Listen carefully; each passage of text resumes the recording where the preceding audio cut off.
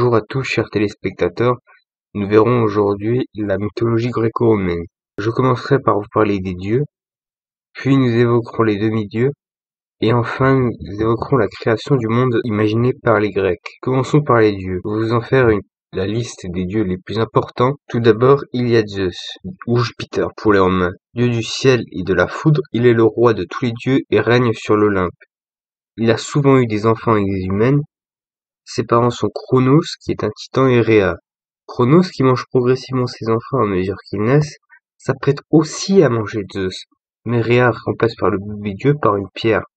Emporté en Crète, il est élevé par une nymphe du monde Ida. Il est allaité par une chèvre dans la grotte secrète du Lyktos. Un jour, il se sent assez chaud pour aller buter son père qui l'a engendré. Il épouse déjà une titanide, Métis. Il la persuade de faire absorber à son père une poisson émétique qui fait vomir à Cronos tous les enfants d'eux qu'il a mangés. Zeus retrouve ainsi sa sœur, Héra, Déméter et Hestia ainsi que ses frères Poséidon et Hadès. Il fait la guerre aux Titans qu'il finit par gagner au prix de nombreuses pertes. Une fois la guerre terminée, Hadès et Poséidon et Zeus se partagent le monde. Zeus gère ainsi le ciel. Petit fun fact, il aura plus de 19 conjoints. Héra, ou Junon selon les Romains, c'est la déesse du mariage et de la fécondité. Elle a pour parents Cronos et Rhea. Elle se fait manger par son père qui décidément avait la dalle. Elle est ensuite libérée par son frère Zeus. Après la guerre contre les Titans, elle devient l'épouse de Zeus. Elle est la mère d'Arès, d'Hébé et d'Ilicie. Elle engendre aussi Héphaïstos qu'elle conçoit seule pour défier son mari et lui montrer qu'elle pouvait enfanter sans lui. Elle est connue dans l'Iliade avec l'épisode de la pomme, mais elle est connue surtout pour ses épisodes de jalousie quand Zeus va enfanter avec des humaines, la trompant ainsi. Elle cherche à se venger en détruisant la vie à ces humaines et sur demi-dieux ainsi enfantés. Poséidon ou Neptune, il s'agit du dieu de la mer. Il a les mêmes parents que les deux précédents dieux. Il est dévoré à sa naissance par Cronos. Il est ensuite libéré par Zeus. Il participe lui aussi à la titanomachie, ou guerre contre les titans. C'est lui qui renferme sur les titans les portes d'airain du Tartare. Lors du partage du monde entre lui et ses deux frères, il reçoit les océans, il a pour sceptre le trident et réside dans un palais d'or au fond de l'océan. Il se déplace sur son char tiré par 2 chevaux au savon de bronze. Poséidon n'est pas content de ce qu'il a obtenu et souhaite aussi obtenir une terre. Il en est assis pour l'Attique, pour laquelle il doit affronter sa nièce Athéna mais perd face à elle. Il réussit à obtenir la moitié du Trézène, toujours face à Athéna, qui obtient l'autre moitié. Il est en grief envers son frère et l'affronte régulièrement. Il essaye aussi d'empêcher Ulysse de regagner sa terre lors de l'Odyssée. Hadès, ou Pluton pour les Romains, il s'agit du dieu des enfers, c'est l'aîné de la fratrie à Zeus. Il est aussi avalé par son père et est libéré par son frère. Il prend part à la titanomachie, pendant laquelle il perçoit des cyclopes la cunée, qui est un casque qui rend invisible même aux yeux des dieux. Après la guerre contre les titans, il reçoit les enfers. Il a pour mission d'empêcher les morts de s'enfuir, sinon les morts horrifieraient les vivants et les autres dieux. Pindare lui donne aussi un sceptre qui lui sert à diriger les morts. Il serait selon Échille le juge des morts. Il sort très rarement de son royaume et est connu pour avoir enlevé Perséphone. Hestia, ou Vesta pour les Romains, elle est la déesse du feu sacré du foyer. Les historiens grecs la restituent comme étant soit l'aînée, soit la dernière, car elle serait la dernière crachée par Cronos. On la connaît assez peu et peu de mythes l'évoquent. Mais ce que l'on sait, c'est qu'Hadès et Poséidon ont essayé de courir après. Mais elle a juré sur le Styx et en touchant la dette de Zeus qu'elle restera vierge à tout jamais. Elle est la personnification du foyer qui se disait Hestia en grec. Le culte romain qui lui est délivré est un peu différent. Elle est vénérée dans le domaine familial et celui de la vie chez les Grecs et pas chez les Romains.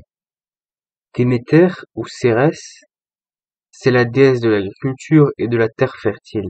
Elle est surtout connue pour l'épisode de Perséphone, sa fille. Cette dernière, après avoir mangé un fruit interdit, s'est fait capturer par Hadès et emmenée aux enfers. Déméter se met alors à la rechercher partout, ne sachant pas ce qui lui arrivait. Puis elle apprit que sa fille aux enfers. Elle supplie alors Zeus de négocier avec Hadès pour que ce dernier libère sa fille. Et entre-temps, elle arrête de vaquer à ses fonctions, créant ainsi des famines et des mauvaises récoltes. Finalement, Perséphone passera 6 mois avec sa mère, qui est joyeuse, et crée les bonnes conditions pour l'agriculture, créant ainsi l'été et le printemps, et 6 mois dans les enfers, mais mois où Déméter est triste, ce qui crée l'automne et l'hiver. J'ai parlé des principaux dieux. Je parlerai des autres dieux grecs dans les shorts qui ne seront tardés. Parlons maintenant des demi-dieux. Avant de vous donner une petite liste non exhaustive des demi-dieux, il est très important de leur rappeler ce que c'est.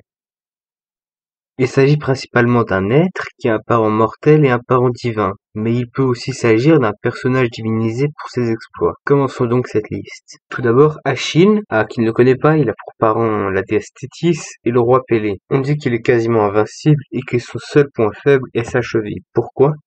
Pour la simple raison qu'il a été trompé dans le Styx et que sa mère le tenait par la cheville qui n'a pas pu tremper dans l'eau.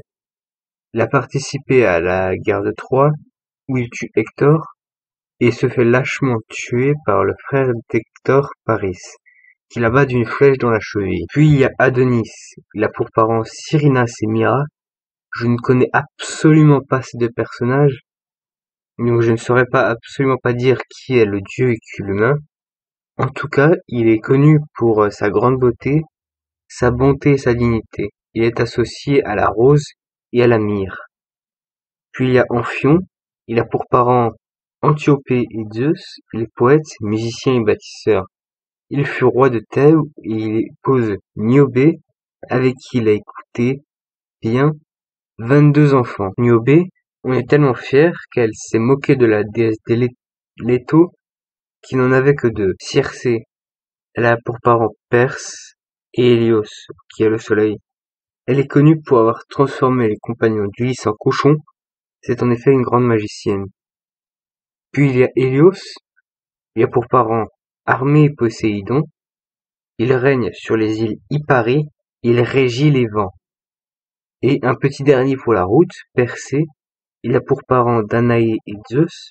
On le connaît surtout pour avoir vaincu Médusa. Puis enfin, voici la création du monde imaginée par les Grecs. Pour les Grecs et pour beaucoup d'autres mythologies dans le monde, au début il n'y avait strictement rien sinon le chaos et le désordre. De cette confusion est née Gaïa, que l'on peut traduire par la terre-mère. Puis il y avait aussi le Tartare, la partie pas cool des enfers grecs, Erebos et Nyx la nuit. Erebos s'unit avec la nuit pour donner naissance à l'éther, ce qui règne au-dessus de l'atmosphère. Nyx donna ensuite naissance au jour, Héméra.